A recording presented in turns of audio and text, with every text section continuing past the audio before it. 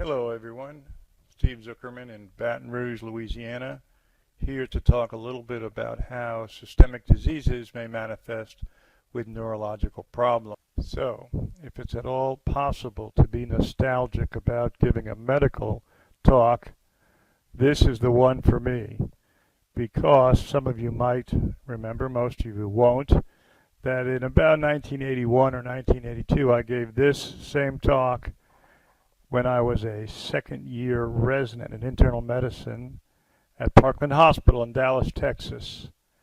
Actually, not a hell of a lot has changed, so let's get to it. Diabetic neuropathies are very common.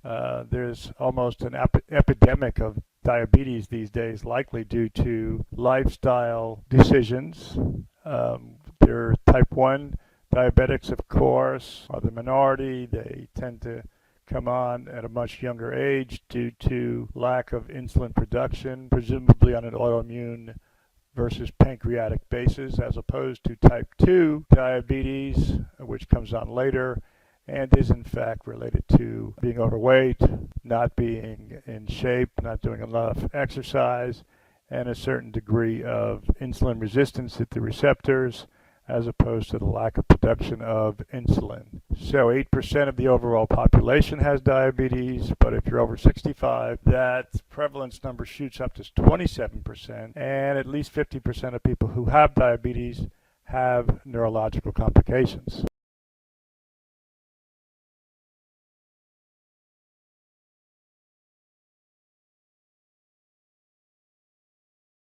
So we are going to break down the different types of neuropathies into three categories. The first being the diabetic sensory-motor polyneuropathy, or DSP, which is the most common type.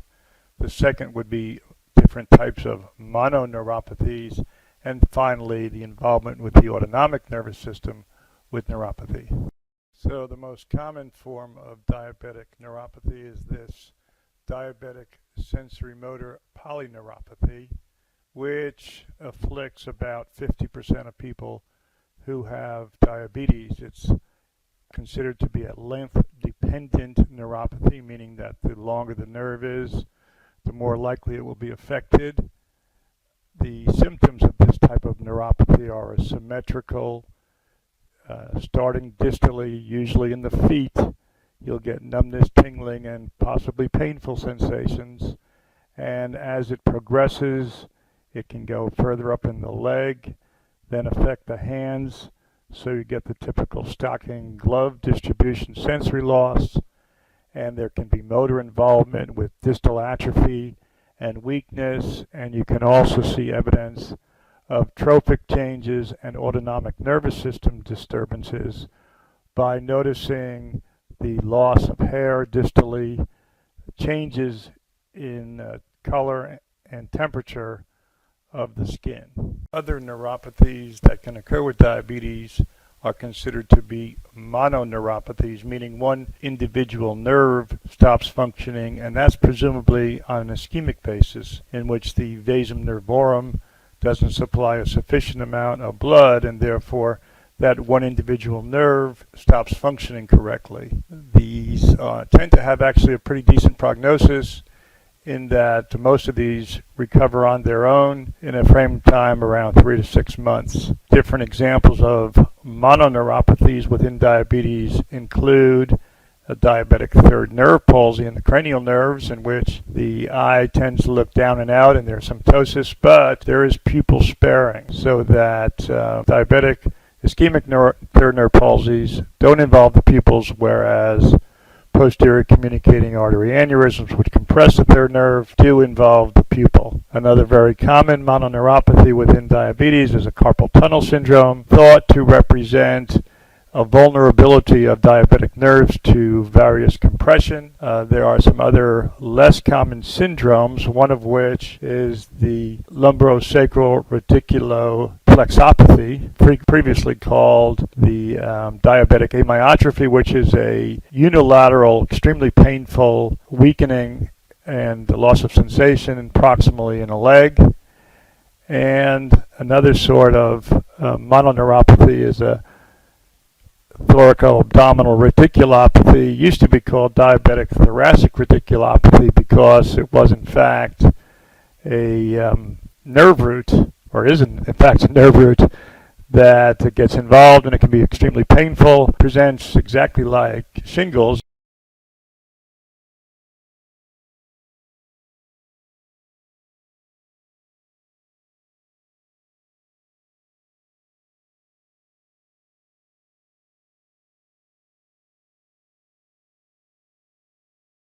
And finally, there can be involvement with the autonomic nervous system. Now, this does not usually occur in isolation. It usually happens in conjunction with a typical DSP, but it may be a very prominent symptom. And the autonomic disturbances can involve the cardiovascular system, the gastrointestinal system, and of course the genitourinary system. And there are some procedures or methods at the bedside that can be used to look for autonomic disturbances. First one of which is to look at the pupils. Secondly, you can perform an orthostatic blood pressure maneuver, looking to see whether there is a significant drop in blood pressure or a lack of reflex tachycardia in the upright position.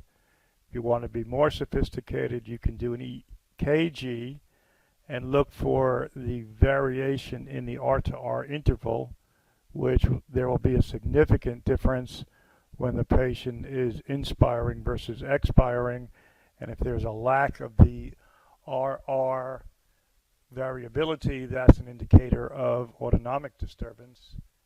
Everybody is somewhat familiar with gastrointestinal problems such as gastroparesis diabeticorum, which can be very difficult to manage, and genitourinary symptoms are very common as well.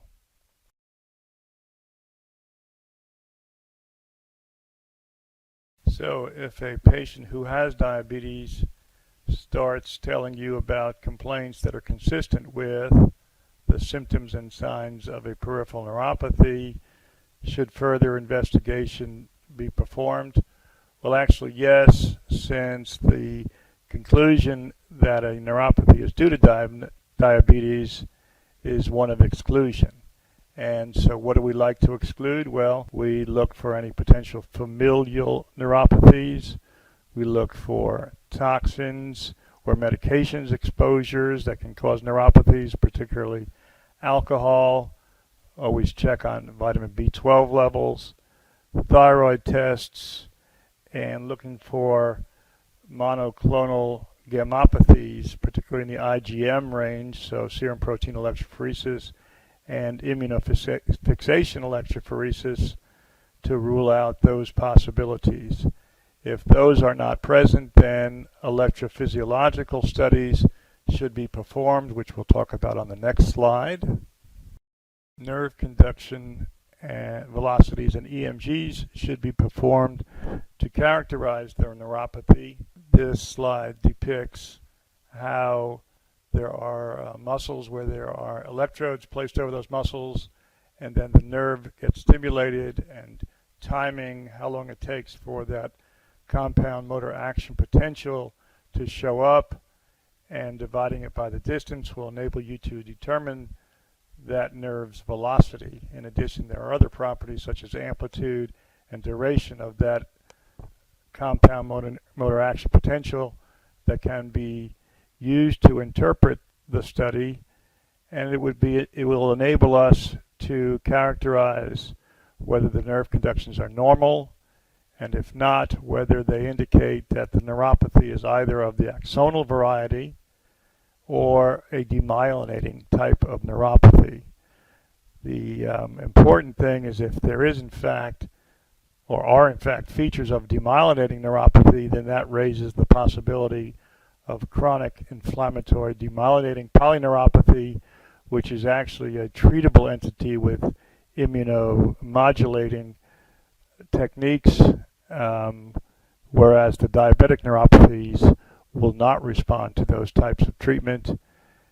Interestingly enough, nerve conduction studies only look at the electrical behavior of the largest myelinated fibers, And since, or at least early on, diabetic neuropathies tend to involve smaller and non-myelinated fibers, there may be no reflection of any abnormal nerve conduction studies when you perform that test.